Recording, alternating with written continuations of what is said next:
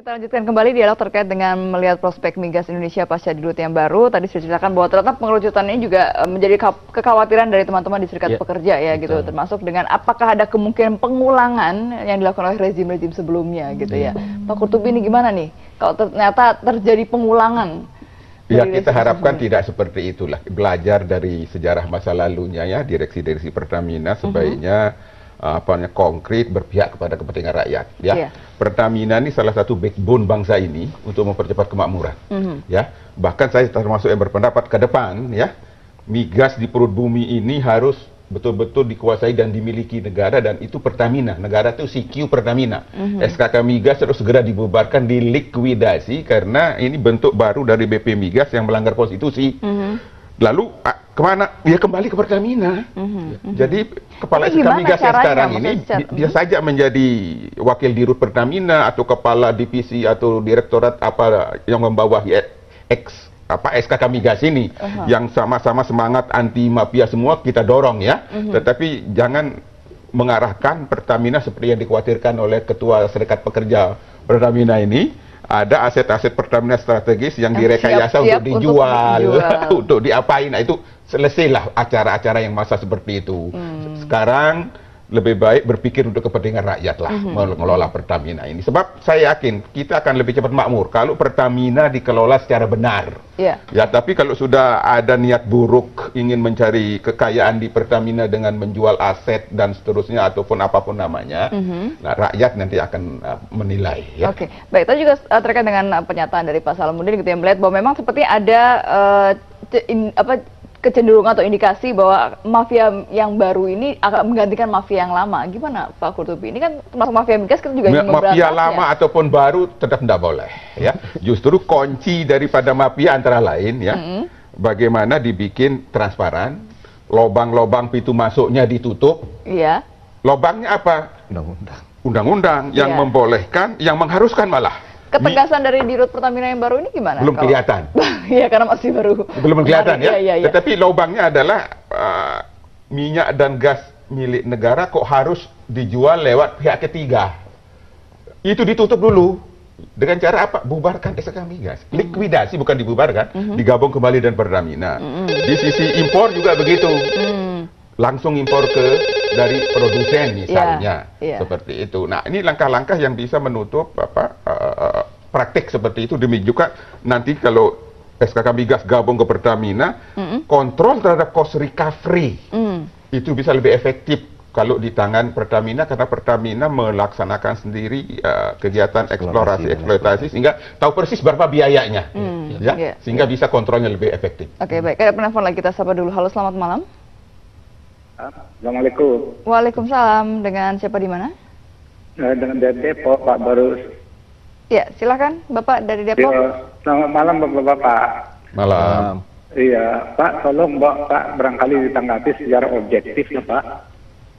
Itu kan Pertamina selama itu masuk 500 besar.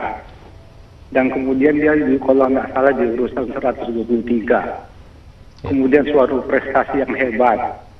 Itu kan dilaksanakan top manajemen yang 8 orang itu. Lombok kemarin Pak, yang 8 orang itu sama sekali nggak kepake Pak. Hebat banget itu kan. Terus Jambi 4 orang itu dari luar semua yang VP, kemudian dari McKinsey. Wah, ini kenapa Pak? Apa 8 orang itu selama ini nggak ada prestasinya? Kemudian juga kan Pertamina lebih luas, nanti mengambil blok Mahakam lagi. Itu kan ruang lingkup pekerjaannya kan lebih besar lagi. Lah kok orangnya 4 orang itu? Tolong Pak objektif Pak. Kemudian Pak Qurtubi barangkali kalau perlu dengan DPR-nya Pak hak bertanya itu Pak. Supaya jangan lebih jauh melangkahnya gitu Pak. Oke. Tolong Pak objektif ya Pak ya. Makasih. Assalamualaikum. Waalaikumsalam Pak Barus. Silakan dari Pak Salamuddin dulu. Iya, kan kita tarik sejarah. Tadi saya sekaligus menanggapi pertanyaan tadi ya. Soal keterlibatan McKinsey segala macam, kan itu sebenarnya kita lihat sejarah sejak Pak Ari Sumarno dulu di situ ya. Jadi McKinsey, dan memang kalau menurut kami McKinsey inilah sumber daripada kehancuran daripada industri migas nasional kita. Sumber daripada mengobok-obok Pertamina dan lain sebagainya, sampai jadilah Undang-Undang 22 2001 tentang migas itu. Yang mulai start dari undang-undang itu hancur lebur. Hancur. Jadi Pertamina tidak lagi punya kedaulatan atas kekayaan alam Indonesia. Negara tidak punya kedaulatan, harusnya negara berdaulat dilaksanakan oleh Pertamina. Dan McKinsey ini ada hubungannya dengan Pak Ari Sumarno, dan Ari Sumarno kemudian Rini Sumarno.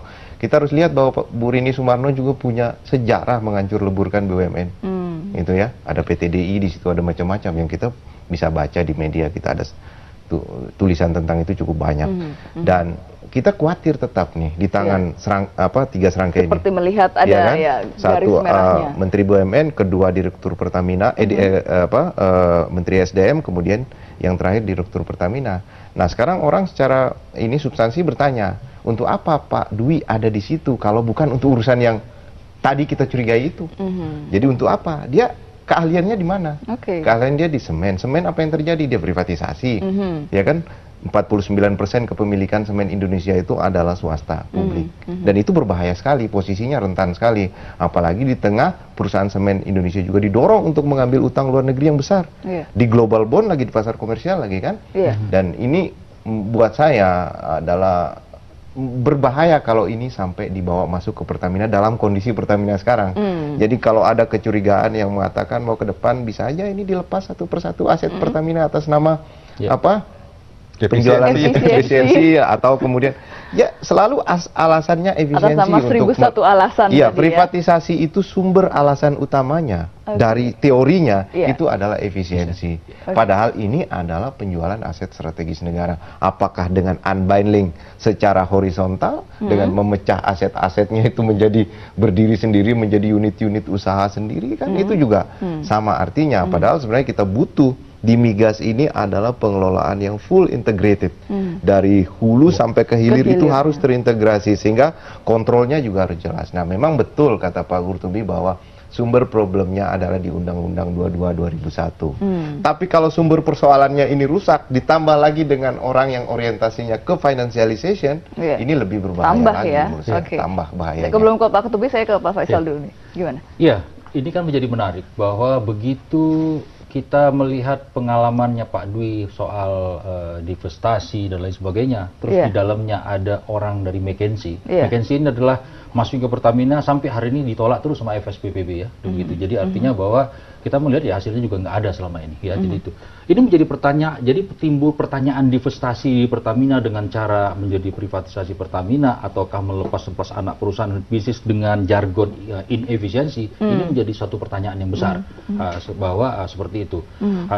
Itu yang menjadi hal yang penting. Sehingga tadi timbul bagaimana dengan tim yang kecil ini. Memang kita melihat mampukah, setidaknya di bawah dirut kita bicara ada hulu, ada hilir, ada finance, ada bicara soal pengembangan investasi, belum lagi yang hanya yang supporting seperti umum dan SDM itu tidak ada, sehingga bingung. Kalau kita lihat dari figur yang ada, ya ini tidak memadai.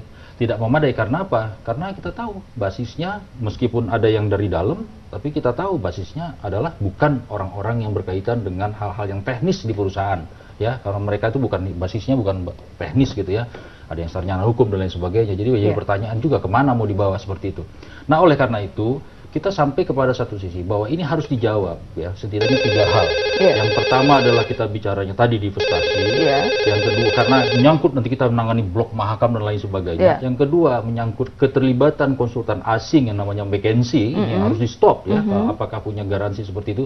Yang ketiga bahwa ayo ini adalah Pertamina tempat bekerja, bukan tempat pencitraan. Itu yang penting. Oke, baik. Nah, kita ada penelpon, kita sapa dulu. Selamat malam. Ya, dengan siapa di mana, Pak? Ya, saya dari Rembang, Arianto. Ya, silakan, Pak Arianto. Selamat malam. Malam. Saya Pak Arianto dari Rembang. Iya. Selamat malam. Assalamualaikum. Waalaikumsalam. Assalamualaikum. Ya, saya mau menanggapi sedikit tentang pengangkatan direktur utama baru Pertamina.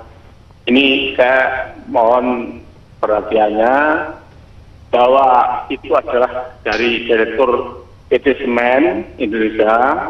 Jangan dianggap bahwa dia tidak mumpuni. Contohnya saja seperti Bapak Ignatius John yang sekarang menjadi Menteri Perhubungan, itu dulu dia diangkat menjadi dirut utama PT Kereta Api, bahwa dia sama sekali tidak pernah tahu yang namanya kereta api. Dia asalnya adalah gugurnya dari bank. Tapi kenapa setelah dia jadi direktur utama kereta api bisa membenahi PT Kereta Api sehingga bisa mampu bersaing dengan Bandara Soekarno-Hatta. Nah itu Pak. Jadi para pengamat-pengamat jangan terlalu lantang dulu bahwa Pak Dwi itu dikoreksi tidak bisa ini karena tidak punya latar belakang. Ini contoh Pak. Karena saya dulu sampai heran, saya dulu adalah mantan pensiunan kereta api, heran masuk di stasiun dan masuk di kereta api. Padahal yang sekarang menjadi Menteri Perhubungan Pak Kotorudi, itu dulu sama sekali 0% tidak pernah tahu tentang kereta api. Kenapa kereta api sekarang bisa maju? Karena manajemennya sudah brilian. Jadi tolong saya minta untuk para pengamat jangan terlalu pesimis, jangan terlalu mendikte orang, mendahului kehendak dari Allah Taala. Ya, terima kasih Pak Rianto. Jalan bisa selesai. Ya, terima kasih Pak Rianto. Sebentar. Dan saya menanggapi tentang minyak Pak, bahwa BBM dinaikkan itu saya sangat setuju. Karena harga bisa sama dengan Singapura itu malah lebih baik. Kalau harga dengan Singapura itu selisihnya 4.000. Orang-orang mafia itu penting di laut karena minyak itu betul-betul tajam. Karena saya pengalaman saya di Bandung ke Singapura, orang bikin minyak di laut karena harganya terlalu jomplang. Terima kasih. Ya, terima kasih Pak Rianto. Nanti akan ditanggapi, kita akan kembali sesaat lagi. Tetaplah di Ada Apa Berita Weekend.